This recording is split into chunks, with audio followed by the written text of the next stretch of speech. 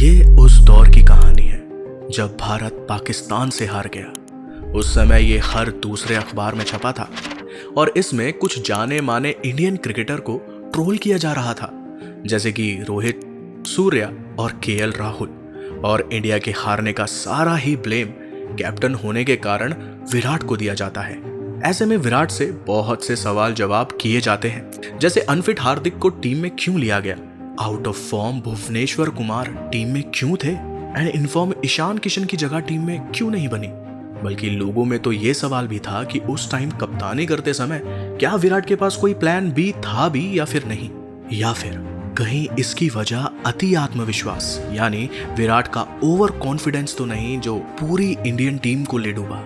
ऐसे में टाइम वो भी आया जब पूरे 9 महीने तक टीम इंडिया उथल पुथल में रही थी। साथ ही में कुछ आर्टिकल्स तो ऐसे भी थे जहां पर विराट की कप्तानी पे सवाल किया जा रहा था। साथ ही में उनको मजबूर भी किया जा रहा था कि कप्तानी उनके लिए नहीं बनी है या फिर वो खुद से इस कप्तानी का रिजाइन दे दे।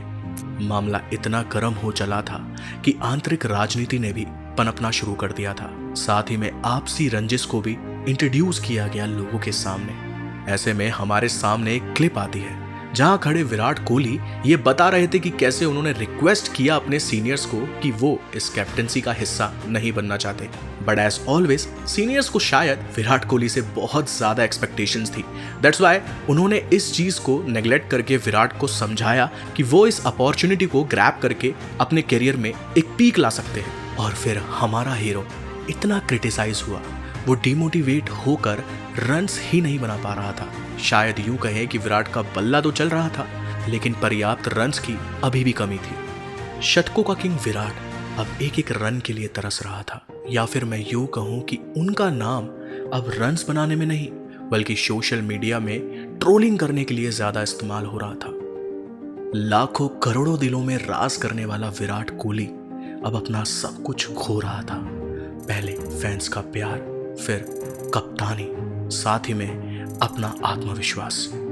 एक बार और अंधेरा आया, धीरे धीरे करके उसके सारे अरमान घुटने टेक रहे थे। एक बार फिर उसकी सल्तनत उसके आंखों के सामने बिखर रही थी। सुनिए हमारी जुबानी, कैसे कोहली ने दोबारा वापसी करी या फिर कैसे कोहली ने कमबैक किया। क्या था वो किंग कोहली का पलटवार। 2021 में भारत को पराजित करने के बाद पाक मेलबर्न के मैदान में फिर से इस इतिहास को दोहराना चाहता था। उस एक जीत से पाक का घमंड अपनी चरम सीमा पे था। ऐसे में दूसरी बार पाक भारत को दोबारा T20 विश्व कप में हराकर लगातार जीत की ओर बढ़ना चाह रहा था। लगातार दूसरी बार विश्व कप जीतने का सपना लिए पाक जीत की खुशी में अपनी सत्ता को स्थापित करना चाहता था। क्रिकेट के किंग से उसकी सत्ता छीनकर अपनी पावर बढ़ाना चाहता था। और उस समय अपनी सल्तनत खोया विराट दुनिया की नजरों में अपनी पहचान खो रहा था। पहले कप्तानी और अब उसकी जगह पर सवाल टीम इंडिया में किसे सेलेक्ट होना है, और इस बात पर सवाल या निशान। और ऐसे में सामने था 2022 का T20 वर्ल्ड कप। अब उसके लिए भी एक न्यू टीम और नए कप्तान को तैयार किया जा रहा था। 364 दिन बाद एक बार फिर टीम इंडिया और पाकिस्तान आमने सामने आते हैं, और फिर पाकिस्तान भी तैयार था पलटवार के लिए। और अब अलवर के मैदान में दोनों टीम के कप्तान सामने थे। एक दूसरे के सामने रेफरी ने टॉस उछाला और इस बार टॉस टीम इंडिया के हक में जाता है और टीम इंडिया ने पहले बॉलिंग करने का फैसला किया। इस बार पाकिस्तान के दिग्गज खिलाड़ी ज्यादा देर तक टिक नहीं पाए, उनका कप्तान भी जल्द ही आउट हो गया था। अब पावर प्ले का खेल खत्म हो चुका था। अब पाकिस्तान के खाते में बस 32 रन थे और पाक अपने 2 दिग्गज खिलाड़ी खो चुका था। शुरुआती 2 झटकों के बाद महमद और मकसूद ने पाक को संभालने का प्रयास किया। इन दोनों बल्लेबाजों ने मिलकर पाक की पारी को 10 ओवर में 60 तक पहुंचा दिया। 12वें ओवर में अहमद ने पटेल पर प्रहार किया और बैक टू बैक 3 बड़े छक्के लगाए और खेल के इस ओवर में 21 रन बटोरे। साथ ही में महज 32 बॉलों में अपना अर्धशतक पूरा किया। परंतु अगले ही ओवर में मोहम्मद सामी ने आग से अंगार बन रहे चाचा के मंसूबे पर पानी फेर दिया था चाचा के जाने के बाद पूरी तरह फंस चुका था पाक। साथ ही में उनके जाने के बाद हार्दिक ने भी पाक को 2 बड़े झटके दिए, शबद और हैदर अली को आउट करके। पाक अब पूरी तरह से बैकफुट पर आ चुका था। 15 ओवर का खेल खत्म हो चुका था। 15 ओवर में पाक के खाते में 106 रन थे। पाक की आधी टीम पवेलियन में बैठी थी। साथ ही में विकेट गिरने का सिलसिला अभी भी जारी था। अगले ओवर में हार्दिक ने फिर पलटवार किया और मोहम्मद नवाज को अपना शिकार बनाया। 17 ओवर का खेल खत्म हो चुका था। पाक अपने 7 बड़े विकेट खो चुका था, परंतु इसके अगले छोर से शान मकसूद पाक को संभाले हुए था। अंत में उन्होंने कुछ बड़े शॉट्स के साथ पाक को 159 रन पर पहुंचा दिया। अभी आपके सामने है पाक के बल्लेबाजों का स्कोरबोर्ड। एक खराब शुरुआत के बाद भी पाक अभी एक अच्छी स्थिति में पहुंच चुका था। टीम इंडिया के सामने 120 बॉल पर 160 रन की चुनौती थी और टीम इंडिया इसके लिए पूरी तरह से रेडी थी। शुरुआत में रोहित और राहुल ने ओपनिंग की, परंतु पहला ओवर खेलने के बाद केएल राहुल क्लीन बोल्ड हो गए। इस अवसर में अपनी टांग उठाकर पूरी तरह से तैयार हुई आई टीम इंडिया अपने पहले ओपनर को खो चुकी थी। टीम इंडिया को सबसे बड़ा झटका चौथे ओवर में लगता है, जब चौथे ओवर में टीम इंडिया का कप्तान रोहित शर्मा एक कैच के दौरान अपनी विकेट गंवा चुका था। 17 रन में टीम इंडिया अपने दोनों ओपनर्स को खो चुकी थी। इस कहानी के लिए जगह बदल चुकी थी, लेकिन शायद इस कहानी के किरदार और अंजाम हूबहू वही था। दुबई के उस मैच ने अभी तक भारत के प्लेयर्स के जख्म को हरा रखा हुआ था और अब उसी के साथ स्टेडियम में आगमन होता है सूर्या का। टीम इंडिया पावर प्ले में अपने 3 बड़े बल्लेबाजों को खो चुकी थी। 160 का शायद ये स्कोर रन अब 200 के बराबर लग रहा था।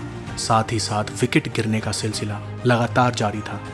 नासिम की स्विंग इंडिया के बल्लेबाजों के लिए सरदर्द बन चुकी थी, लेकिन टीम इंडिया का संघर्ष अभी भी जारी था। पर 7वें ओवर की पहली बॉल पर पटेल ने अपनी विकेट गंवा दी। 31 रन पर 4 विकेट जा चुके थे।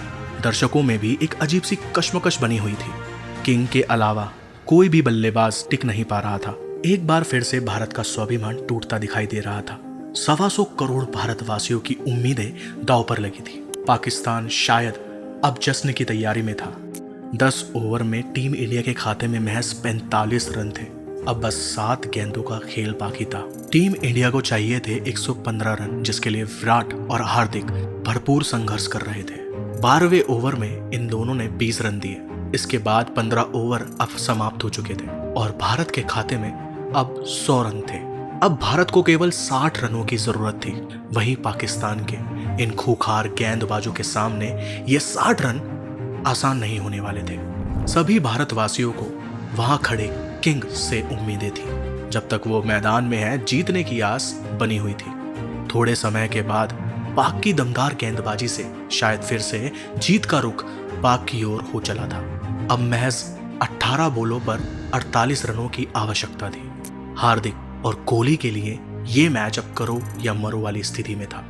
शायद उस दिन कोहली उन सभी गेंदबाजों का हिसाब कर रहा था। अब जीत के लिए 12 बॉलों पर 31 रन की जरूरत थी और माहौल पूरी तरह से गर्म था। किसी को भी नहीं पता था कि अब क्या होने वाला है। वहीं विराट को देखने पर ऐसा प्रतीत हो रहा था कि शायद वो एक अलग स्थिति में जा चुका है। किसी शोर, किसी गुल, उसे किसी भी चीज से फर्क नहीं पड़ रहा था। फर्क पड़ रहा था तो अपने बल्ले से बॉल को दिशा दिखाने का। रॉफ की गेंदबाजी उस दिन फॉर्म में थी, वहीं उससे ज्यादा विकराल विराट था। शुरुआती 4 गेंद शानदार तरीके से फेंकने के बाद रॉफ की रफ्तार अब 7वें आसमान पर थी। हालात ये थे कि भारत को अब ये मैच अगर जीतना है तो अगली 2 गेंदों पर एक बड़ा शॉट खेलना पड़ेगा, लेकिन ऐसा ना होने पर भारत के हाथों से ये मैच निकल जाएगा। वो कहते हैं ना, लक कहो या कुछ और, या फिर कहो हिंदुस्तानियों की दुआबाजी। विराट के 2 बड़े छक्कों ने पूरे हिंदुस्तान को हिलाकर रख दिया। उन 2 बड़े छक्कों से पूरा भारत अब खुश था। साथ ही पाकिस्तान की हंसी अब गुल हो चुकी थी। शायद उस समय विराट का बल्ला सर्वोपरि था। उस बल्ले से विराट ने लास्ट में चौका जड़ के अपनी काबिलियत से इंडिया को जिता दिया। जो लोग महज 4 महीने पहले विराट को लेकर जोक्स बना रहे थे, उस पर हंस रहे थे, उसको क्रिटिसाइज कर रहे थे, आज वही लोग विराट के लिए तारीफें कर रहे थे। ये मीडिया, ये लोग, सभी के बयान बदल चुके थे। सारे बयान अब सिर्फ किंग विराट के हक में थे। पूरा भारत विश्व विराट की वाहवाही कर रहा था। वो सभी पहले का मैच अब भूल चुके थे और वो अब नए मैच का नया जश्न मना रहे थे।